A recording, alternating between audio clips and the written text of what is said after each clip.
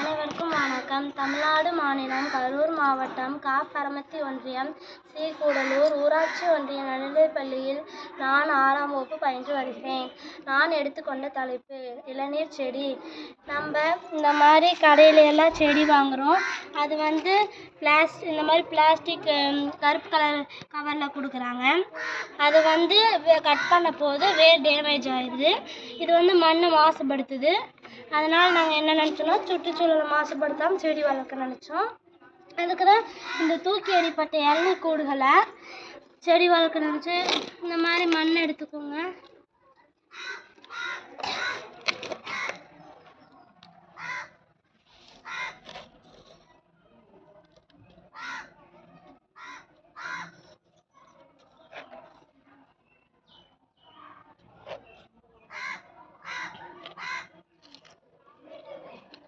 இந்த மாதிரி ஏதாவது விதைகளை நீங்கள் எடுத்துக்கோங்க. எந்த மரத்தோட விதைகள் வேணாலும் போடலாம்.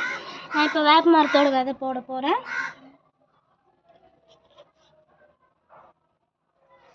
இதை போட்டு கொஞ்சம் தண்ணி ஊற்றிக்கலாம்.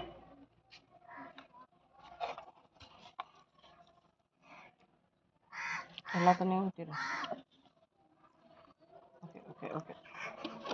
தண்ணி ஊற்றிக்கணும்.